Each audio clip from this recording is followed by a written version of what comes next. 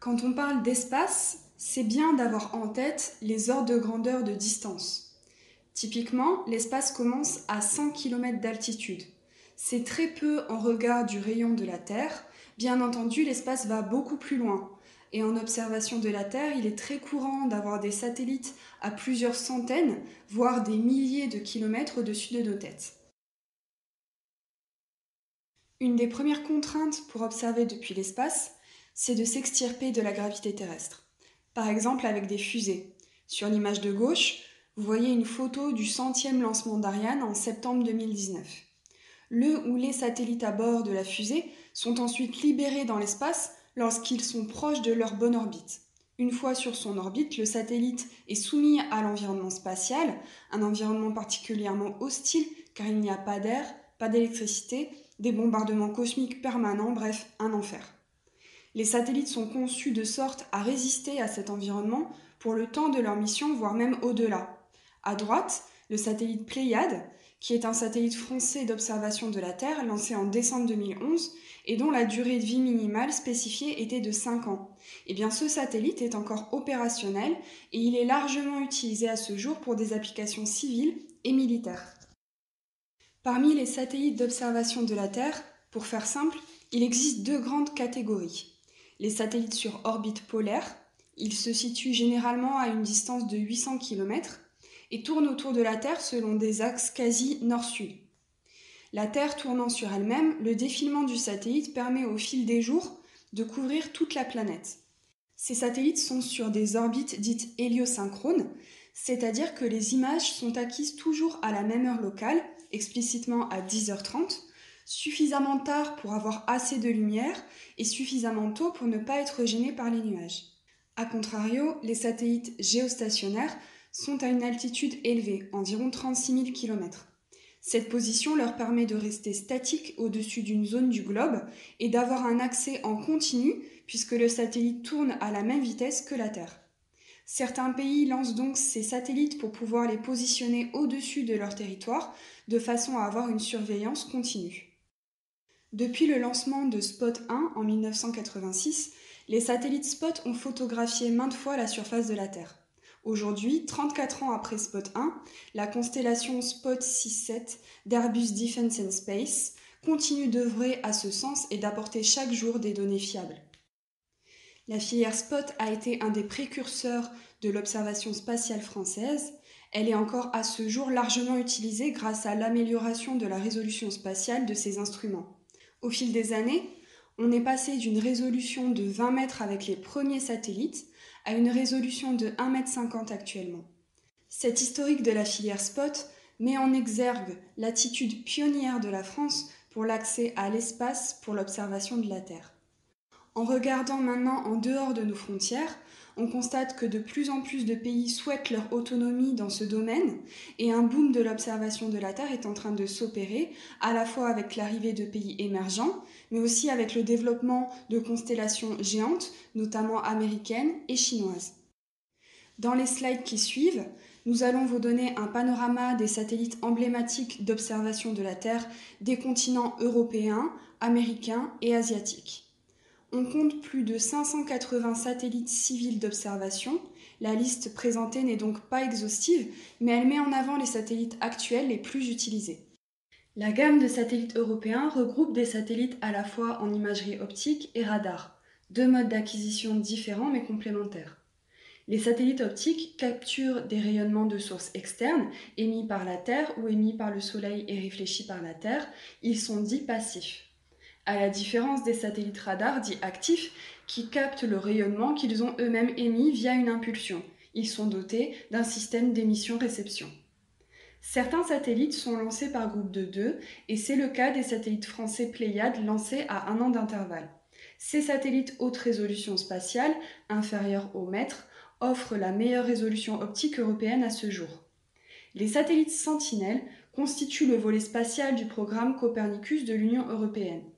Cette famille de satellites comprend les Sentinelles 1, dédiées à de l'imagerie radar, et les Sentinelles 2 pour l'imagerie optique.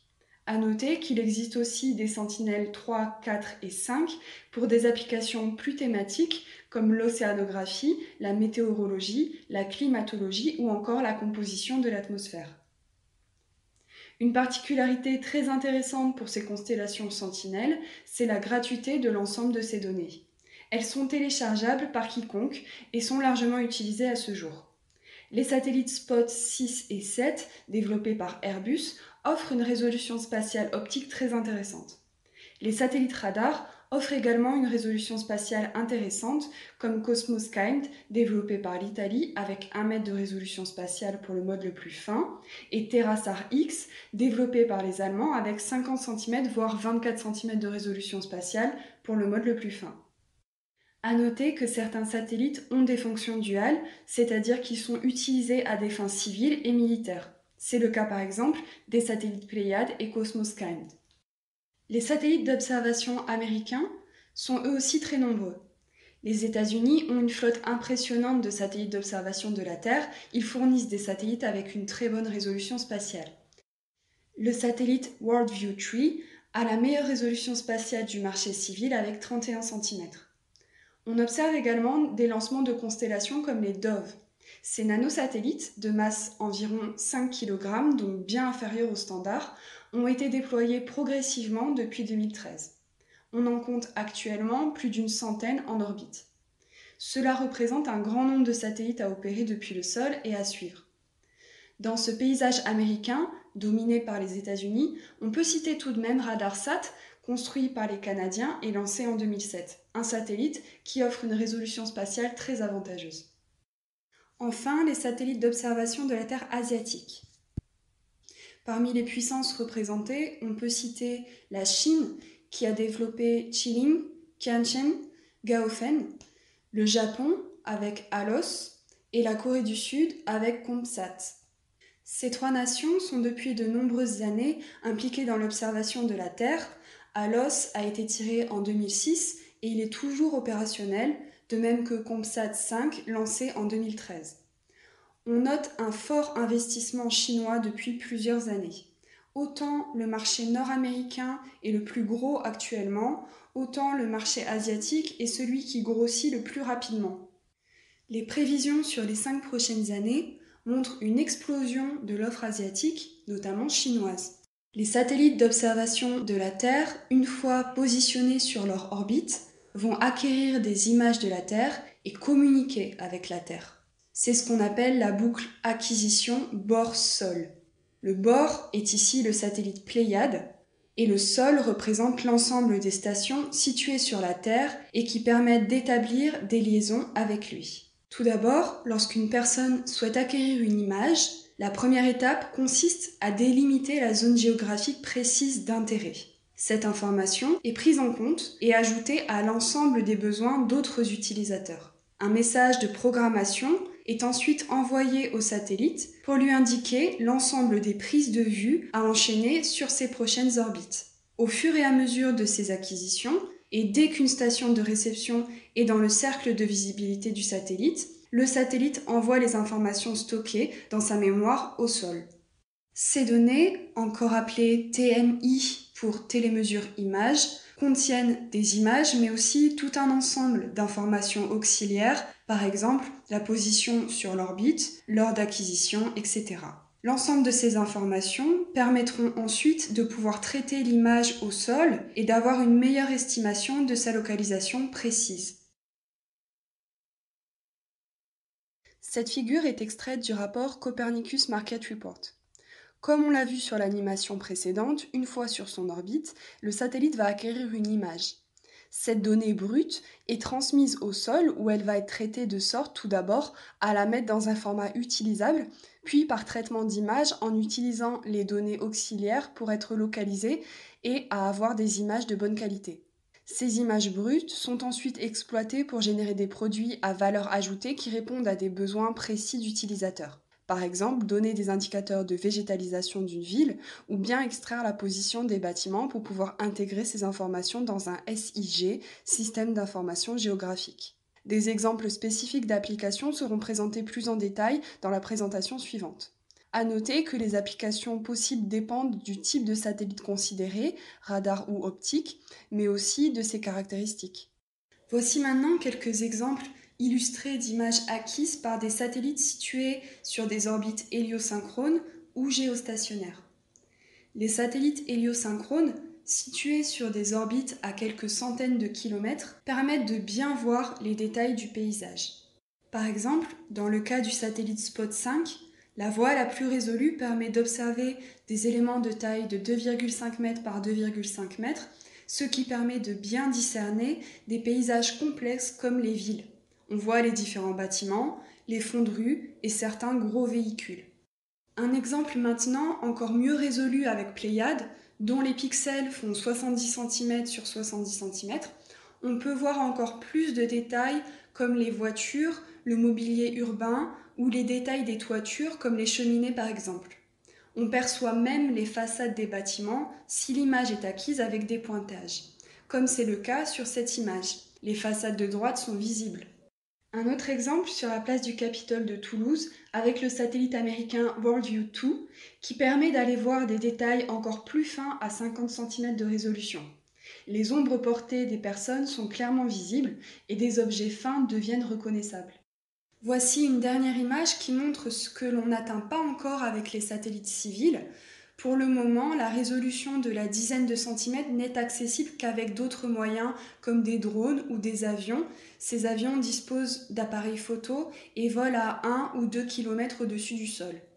Ce type d'imagerie permet l'identification précise des objets. Par exemple, sur cette image, les photos interprétées pourront donner les modèles de voitures présents sur la scène. Ce type d'imagerie est tout à fait complémentaire de l'imagerie spatiale. Les satellites géostationnaires offrent quant à eux une information différente. Situés à une altitude beaucoup plus élevée que les satellites héliosynchrones, ils ont une résolution spatiale moins bonne, mais ils offrent en contrepartie un champ de vue bien plus large. Cette slide montre des images météosat, notamment utilisées pour les prévisions météorologiques. Certains satellites sur orbite héliosynchrone, comme Sentinel, vont prendre des images des surfaces émergées de la Terre et les transmettre au sol. D'autres, comme le satellite Pléiade, sont plus agiles et vont plutôt acquérir de plus petites zones cibles définies par les utilisateurs. Ce sont deux modes de fonctionnement différents. L'animation suivante montre le cas de Pléiade et un enchaînement des différents modes de prise de vue. En sortie d'éclipse, le générateur solaire est pointé vers le Soleil pour recharger les batteries. Puis, le satellite est orienté vers la Terre pour la prise de vue. La grande agilité du satellite est notamment utilisée pour élargir la zone imagée en juxtaposant plusieurs traces. C'est le mode mosaïque. L'agilité permet également de réaliser des prises de vue en mode stéréo, voire tristéréo. Ici, la première image est acquise grâce à un dépointage nord-sud et la seconde en quasi-verticalité. Il est possible d'acquérir une autre image sur une zone distincte avant de terminer le triplet stéréo grâce à un dépointage sud-nord.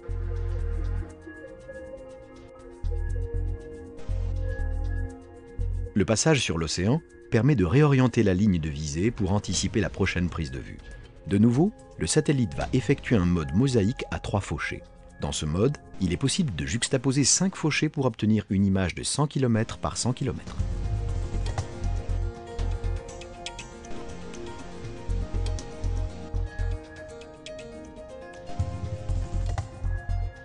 La capacité d'orientation en lacet offre des possibilités d'acquisition linéaire autres que sur l'axe nord-sud, comme ici pour suivre un bord de côte.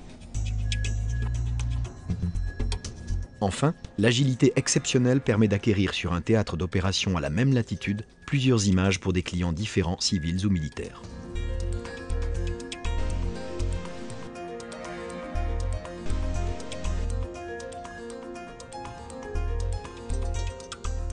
À la fin de chaque séquence de prise de vue, le satellite peut être réorienté vers le Soleil pour la recharge des batteries.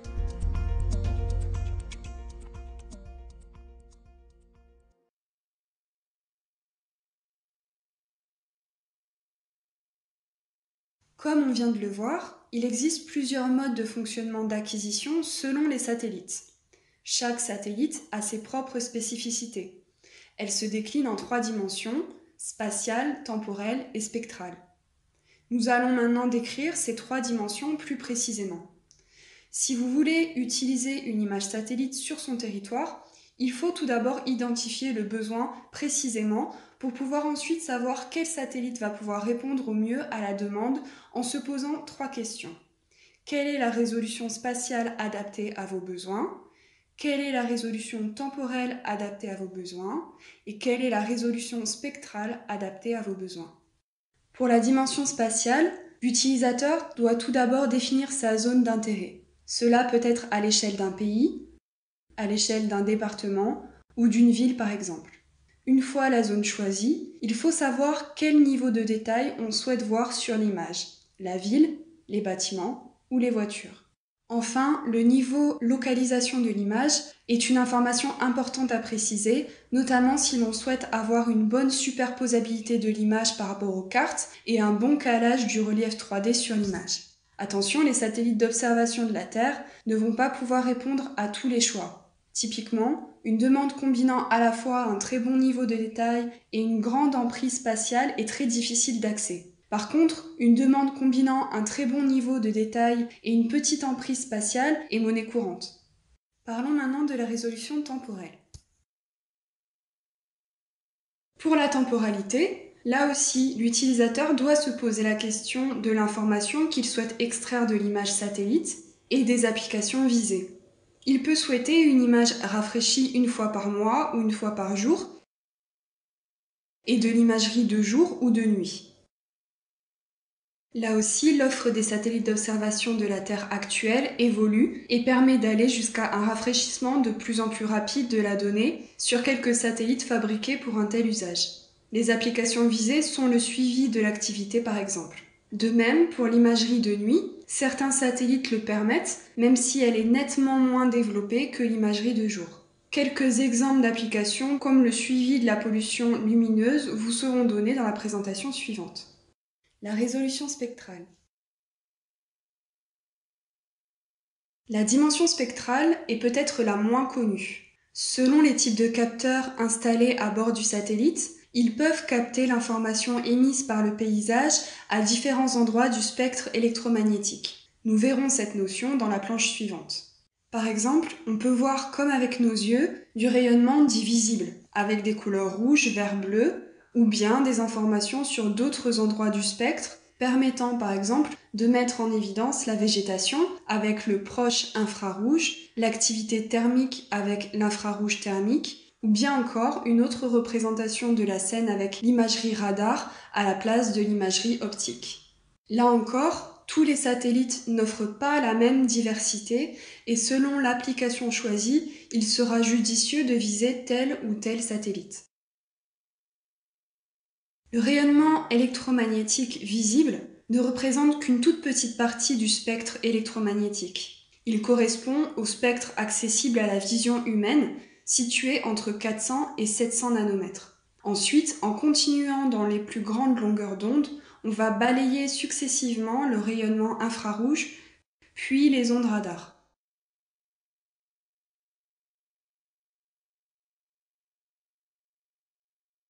Les paysages terrestres, comme la neige, la roche, la végétation ou l'eau, vont répondre différemment en fonction des longueurs d'onde. C'est ce qui va ensuite permettre de les différencier et de les reconnaître.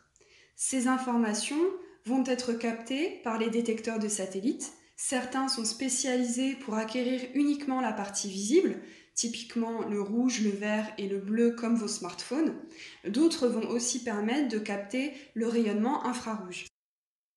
La capacité d'acquérir des images du même paysage dans des voies séparées bleues, vertes et rouges quasiment simultanément permet ensuite de pouvoir voir les images en couleur. C'est ce que l'on appelle une composition colorée lorsqu'on combine pour un même pixel l'information bleue, verte et rouge. Les produits images générés en sortie des centres de traitement au sol peuvent montrer différentes informations. Sur cet exemple, sur la zone Cabreton, le produit couleur montre une très bonne résolution spatiale avec une composition colorée des voies bleues, vertes et rouges. Sur cette même acquisition, on peut choisir de mettre en évidence la végétation en montrant la voie proche infrarouge. Les zones de végétation apparaissent désormais en rouge et sont plus facilement identifiables. Cette composition colorée utilise d'autres types de bandes spectrales, elle est différente de la composition colorée en couleur naturelle vue précédemment. Enfin, d'autres produits dérivés peuvent être construits à partir de l'imagerie spatiale, comme l'estimation précise du relief. À partir de l'acquisition d'au moins 2 prises de vue sur une même scène avec 2 angles de vue différents, des algorithmes permettent l'estimation précise de la hauteur des bâtiments. Ici, un exemple de 3 prises de vue sur un même passage de Pléiade au-dessus de la Mecque. Grâce à ses capacités de dépointage, le satellite peut prendre plusieurs images du même endroit en quelques secondes. L'horloge témoigne de la quasi-synchronicité des images. Ce produit est très intéressant pour une bonne compréhension du paysage urbain, mais elle peut aussi avoir de l'intérêt pour d'autres applications, comme pour le suivi de la fonte des glaciers ou de mines à ciel ouvert. Pour finir, cette image montre le relief. L'échelle de couleur montre en bleu les points les plus bas et en rouge les points les plus hauts. On perçoit les chemins utilisés par les camions de la mine et on calcule les volumes extraits. Cette information 3D apporte une dimension supplémentaire pour la bonne compréhension du paysage.